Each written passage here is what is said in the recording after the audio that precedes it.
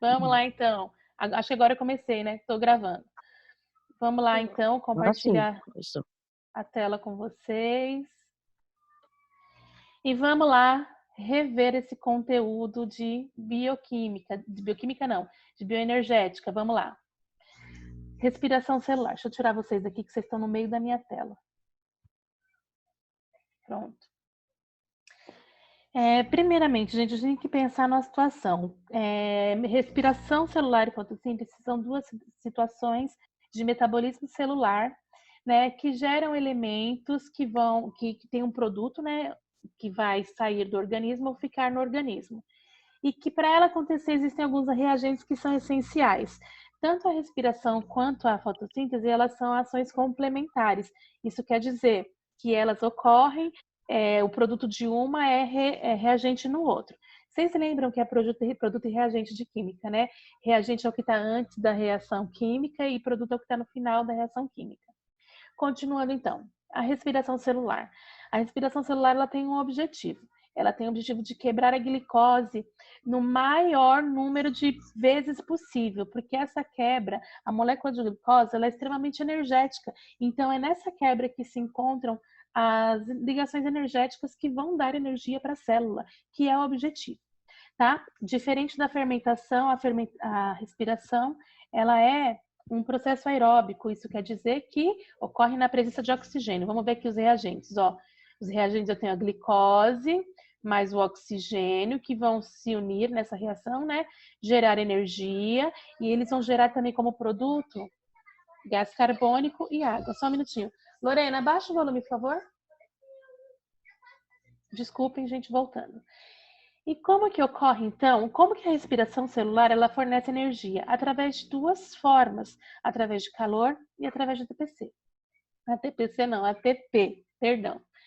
E esse ATP que é a moeda energética, é isso que nosso organismo usa para realizar todas as funções vitais que são cabíveis a ele, certo? É o ATP que é disfarçado de energia, certo? E entre as ligações da adenosina de fosfato, né, entre os fosfatos, é que existe essa energia acumulada. Então, quando essa molécula de ATP se quebra, liberando para o meio fosfato inorgânico e retornando como ADP, aí ocorre a grande liberação de energia. Tudo bem? Opa! Indo adiante aqui. A respiração celular, então, ela tem algumas etapas, né? Vamos imaginar que a primeira etapa seria a glicólise, mas essa glicólise faz parte tanto também lá da fermentação, que tem um objetivo, formar o ácido pirúvico, né? Daqui a pouco a gente vai ver etapa por etapa, mas deixa eu citar elas. A primeira etapa é a glicólise, que significa quebra da glicose. A segunda etapa é o ciclo de Krebs, ou também chamado de ciclo das pentoses, tá? É aqui que vai ocorrer a liberação de hidrogênios, a liberação de ATP também ocorre aqui, assim como ocorre aqui também, certo? E por fim, a cadeia respiratória, que é o lugar onde ocorre maior produção de ATP, certo? Continuando aqui então, gente. Essas são as três etapas. Deixa eu ver se aqui está esquematizado ou se eu preciso de falar. Não, está aqui. Então, vamos entender. Respiração, a glicólise, primeira etapa. O objetivo quebrar a glicose. Vai quebrar essa glicose em duas moléculas menores. Vamos lembrar que a glicose é uma molécula formada por 6 carbonos. Quando eu quebro ela em duas, eu vou ter duas moléculas, cada uma com 3 carbonos. E essa molécula vai receber o nome de piruvato. No processo de glicólise, antes de quebrar a glicose, eu preciso de energia. Então, o que vai acontecer? O ATP, eu vou ter duas moléculas de ATP entrando, né? Olha elas duas aqui. E conforme essas duas moléculas de ATP estão entrando, elas vão conseguir quebrar a glicose em duas. Então, para esse processo, há o consumo de 2 ATPs. No fim do processo, eu tenho 4 ATPs, ó, 2 aqui e 2 aqui. Então, ou seja, eu posso dizer que a glicólise produz 4 ATPs, só que como saldo energético são somente 2 ATPs. Por quê? Porque ela produziu realmente 4, só que ela perdeu, ela usou emprestado que estava no meio, sei lá, de alguém, 2 ATPs. Então, ela precisa devolver esses 2 ATPs para onde ela pegou. Então, o saldo final de ATP da glicólise é 2 ATPs. Alguém não entendeu isso, gente? Se não entender, pelo amor de Deus, levanta a mão, vamos entender. Eu sei que a respiração celular, a bioenergética é o cão em forma de biologia. Eu sei disso, por isso que eu tô enchendo o saco, que eu tô voltando para esse conteúdo. Levanta a mão aí se a coisa ficar de outro mundo, certo? Então vamos lá. Continuando. A glicose virou, então, 2 moléculas de ácido pirúvico, também chamado de piruvato, tá? Cada uma das duas tem 3 carbonos. Esses piruvatos, isso daqui tudo aconteceu no citoplasma da célula. E agora, esse piruvato, ele vai entrar para dentro da sede energética, do local aonde ocorre a respiração celular, que é o processo em questão. Vamos lá. Esses piruvatos, então, vão entrar lá para a próxima etapa, que é o ciclo de Krebs. Vamos entender aqui. Primeiro, o que o ciclo de Krebs faz? Vai fazer a descarboxilação e a desidrogenação. O que é a descarboxilação? É a retirada de carbono, tá? Vai tirar os carbonos que estão presentes no elemento que vai ser formado. Já vamos entender isso. E a desidrogenação vai fazer o quê? Tirar os hidrogênios. Pronto. Para que acontece isso, gente? Vamos entender aqui no ciclo de Krebs. Ó, aqui não é o ciclo de Krebs ainda, mas vamos lá. Os piruvatos que saíram lá da glicólise, certo? São 2 piruvatos, então cada um vai entrar, os 2 vão entrar no mesmo processo ao mesmo tempo.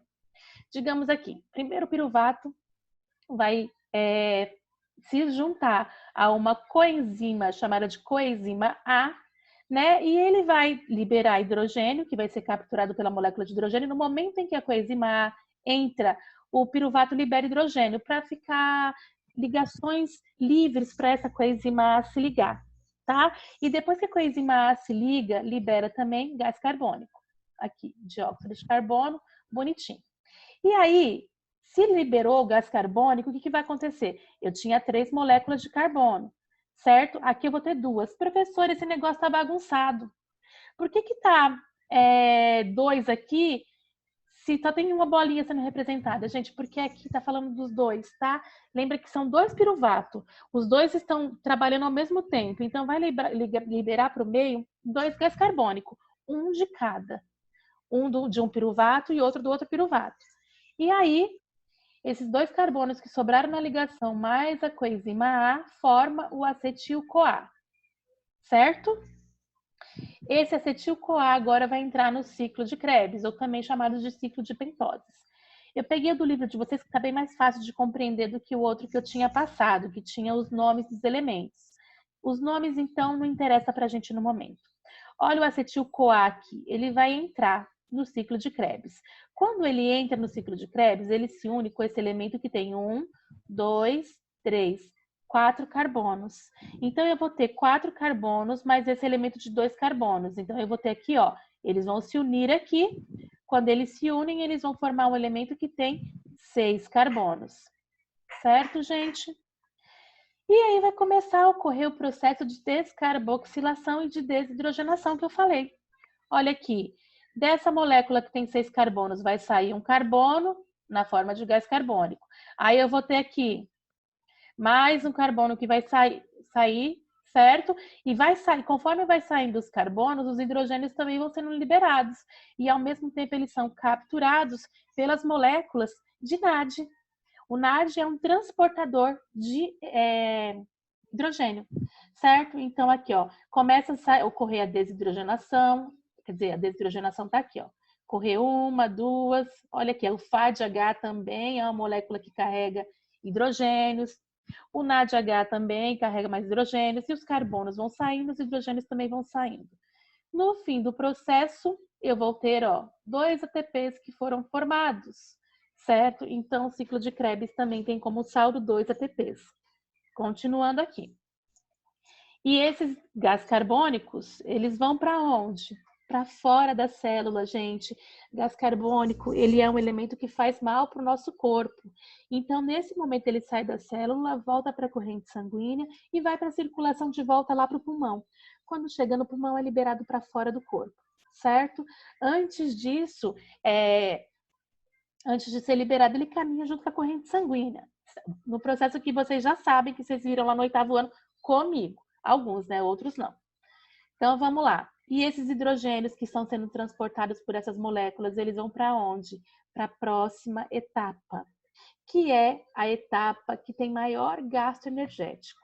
Gente, ó, olha aqui aonde que acontece, na matriz mitocondrial. É como se fosse o citoplasma da membrana não, da mitocôndria, tá? Então, essa etapa, ela já acontece dentro da mitocôndria, na matriz mitocondrial, que é como se fosse o citoplasma lá dentro. Tudo bem? Alguém ficou com dúvida no ciclo de Krebs? Não, né? Então, eu vou adiante. Continuando aqui. Cadeia respiratória. Primeiramente, aonde acontece? Nas cristas mitocondriais. Deixa eu ver aqui o desenho da mitocôndria rapidinho para vocês entenderem. Calma aí. Eu estou retornando aqui.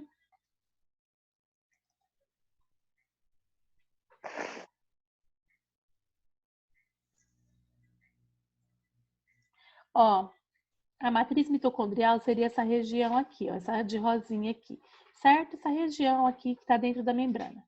A crista mitocondrial é essa membrana interna aqui, tudo bem? Então, o ciclo de Krebs, ele acontece na matriz mitocondrial, que é aqui dentro, e a cadeia respiratória ocorre na crista mitocondrial, que são essas estruturas aqui, né? Essas expansões do citoplasma da membrana do cloroplasto. Cloroplasto não, mitocôndria. Cloroplasto é fotossíntese. Vocês estão me enlouquecendo, gente. Vamos lá. Chegamos aqui de novo na cadeia respiratória. E o que é a cadeia respiratória em si? O que é? Ela é nada menos do que um processo chamado de fosforilação oxidativa. E o que isso quer dizer? É a adição de fosfato e que gera uma oxidação. Certo? Como que acontece? Na membrana, eu tenho algumas proteínas que ficam lá se movimentando, tá? Essas proteínas, gente, conforme elas se movimentam, elas levam um elétron de uma para outra, certo? Então, elas vão levando elétron. E conforme elas vão levando esses elétrons, elas vão impulsionando com que a proteína gire e envie esses hidrogênios que, ó, vamos ver aqui primeiro, ó, o NAD, certo? O NAD chegou. O NAD chegou, chegou para quê? Para trazer o hidrogênio para cá. Ó, percebe que ele já está sem. Quando ele chega aqui, ele entra na cadeia de transporte aqui no caso, nesse citocromo, que é o nome dessas proteínas, certo? E ele vai deixar o hidrogênio aqui. Quando ele deixa o hidrogênio aqui, o hidrogênio vai precisar de passar por essas membranas para sair para o espaço entre as membranas que existe. E aí, quando ele passa, ele vai ficar acumulado do lado de fora. E quando ele fica acumulado do lado de fora, gente, o que vai acontecer? Esses hidrogênios que estão aqui, eles vão precisar de retornar para... Ai, caramba. Calma aí. Eles vão precisar de retornar para essa região aqui. E como que eles fazem? Eles vão procurar uma proteína específica. Lembrando, a proteína que manda o hidrogênio para fora é o citocromo. A proteína que manda o hidrogênio para dentro é a chamada de ATP sintase. Vamos entender o que é isso? A sintase vem de síntese, de produção. ATP é a molécula, então a ATP sintase é a produção de ATP. O que vai acontecer então? No momento em que esse elemento ele entra na proteína chamada de ATP sintase, ele vai fazer com que essa proteína gire.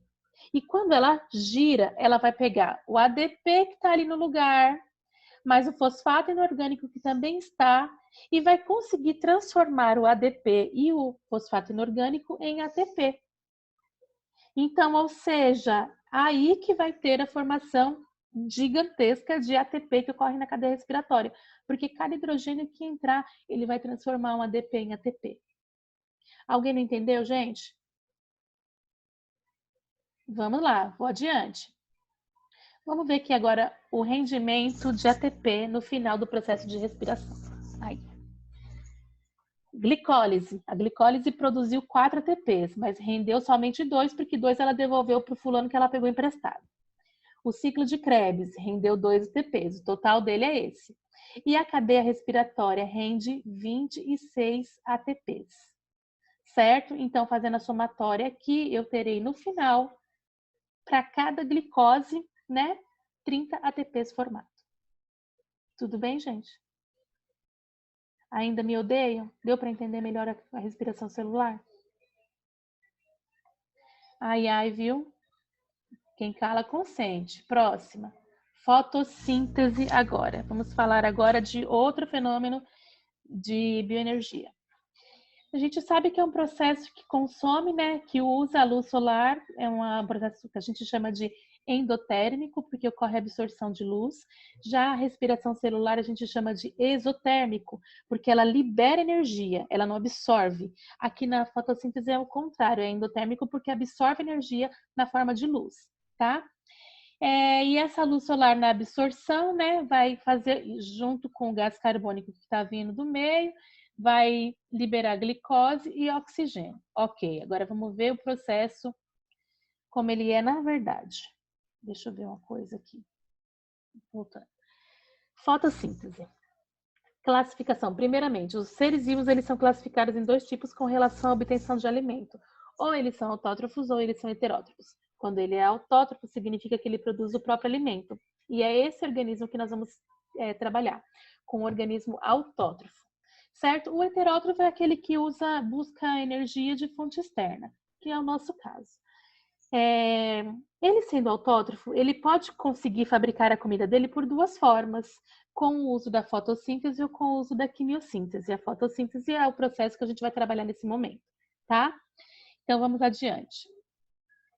Aqui nós temos mais um esquema simplificado.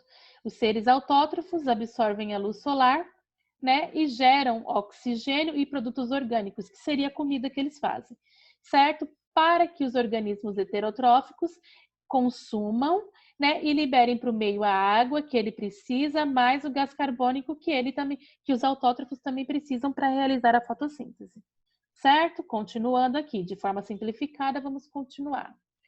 A equação geral. Vamos entender a equação da fotossíntese. Vamos lá. Gás carbônico mais água na presença da luz. E eu preciso também de ter pigmento fotossintetizante, que no caso é a clorofila, tá? Esses elementos, como reagente na presença da luz e com clorofila, constroem aqui ó, o açúcar, né, ou a glicose, a água e o oxigênio. Essa é a equação geral. De forma assim, aqui, claro, geral tem os valores. 6 moléculas de gás carbônico mais 12 moléculas de água vão se transformar em 1 molécula de glicose, em 6 moléculas de água e em 6 moléculas de gás oxigênio. De forma simplificada, gás carbônico mais água na presença de luz e clorofila. De luz e clorofila vai aqui ocorrer a formação de carboidrato, na forma de glicose, né, no caso, água e gás oxigênio. Certo? Vamos lá. Eu vou pular essa daqui porque eu consigo explicar ela nas próximas, porque senão o tempo não vai dar. Vamos lá. Fotossíntese ela é dividida em 2 fases, a fotoquímica e a química. Qual é a diferença?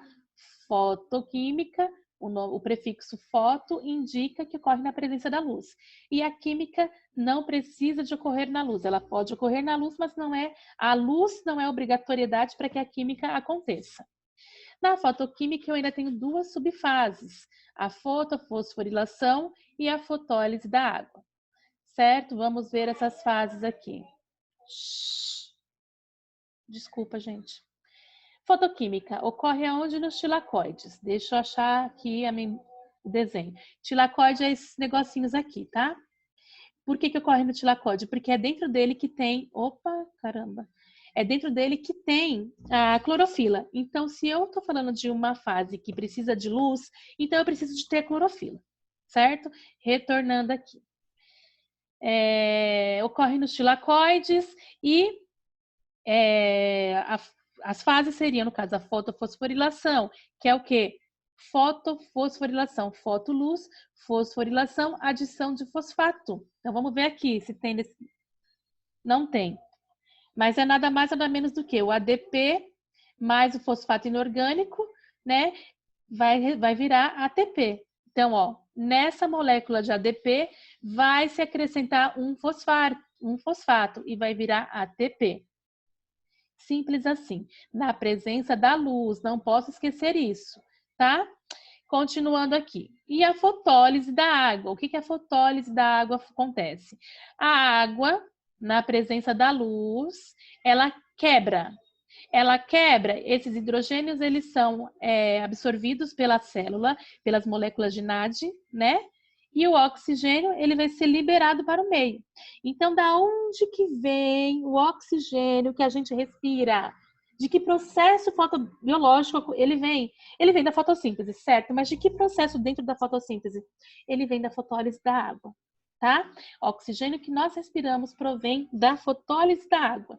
O hidrogênio que estava aqui, ele é capturado pelas moléculas NAD e vão ser levados para a próxima etapa, que é a construção de glicose. Vamos lá. Alguém não entendeu essa parte? Continuemos então.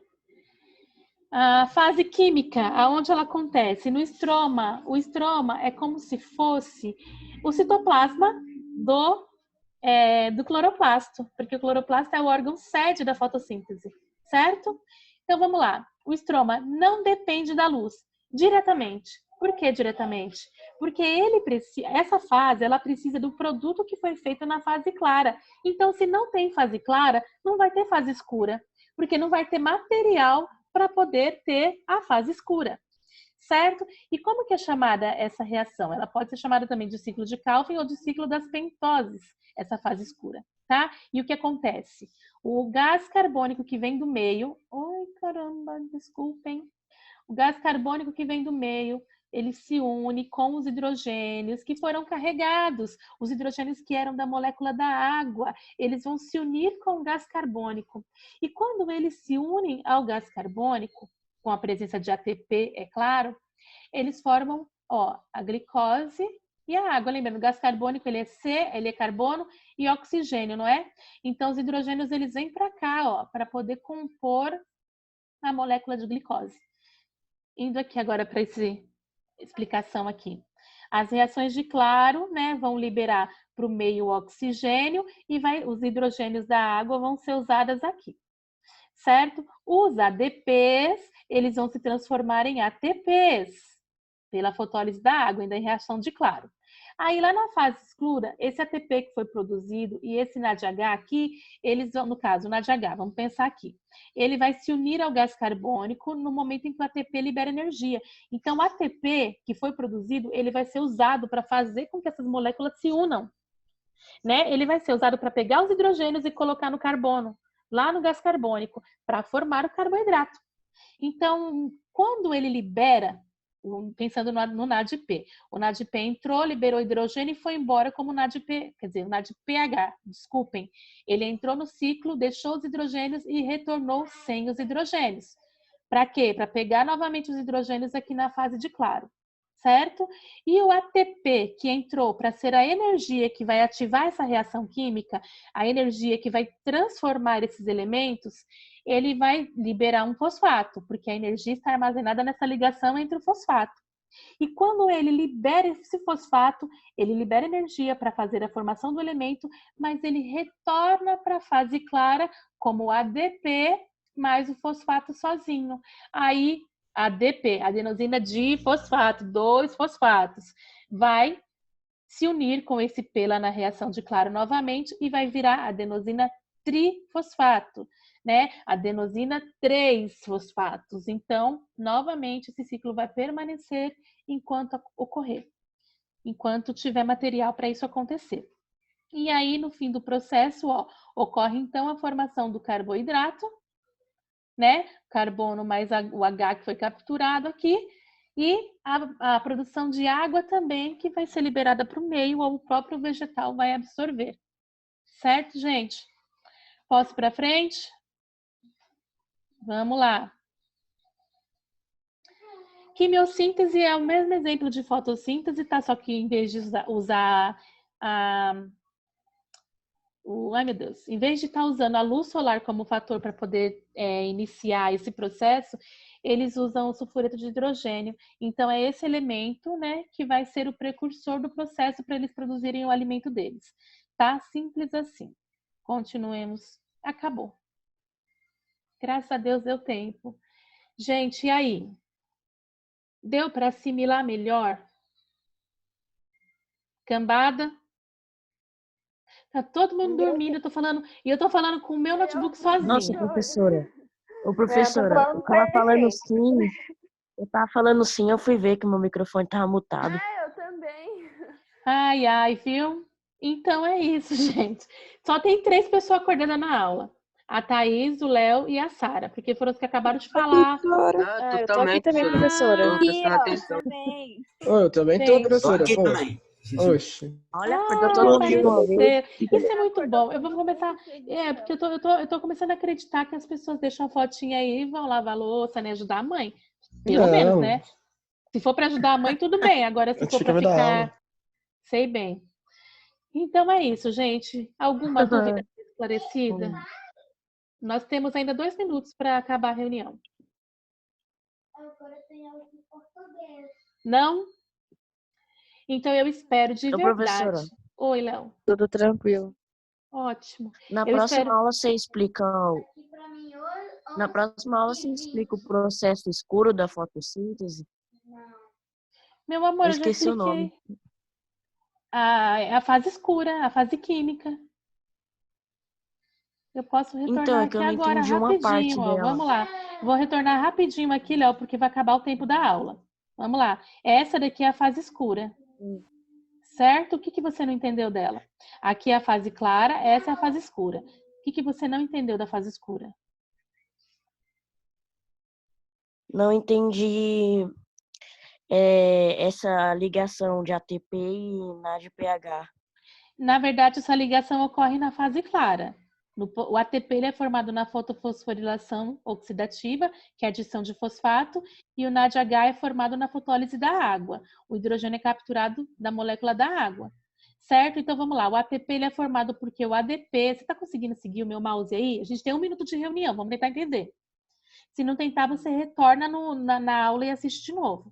Ó, o ADP ele vai se unir ao fosfato inorgânico e vai virar ATP. Ele se une aqui, certo? E o NADP, ele vai pegar o hidrogênio e vai vir para a fase escura, os dois. Aí o ATP vai liberar energia para que o NADP se desprenda do hidrogênio e que para esse hidrogênio venha parar aqui nessa molécula. Quando esse hidrogênio para nessa molécula, ele vira isso daqui aí embaixo, ó, o carboidrato. E é o que acontece com ATP e com NADP. O ATP, ele vira ADP, porque a ligação, a energia está entre as moléculas de fosfato. E quando ele vira ADP aqui, gente, ó, ele volta para a fase clara para poder virar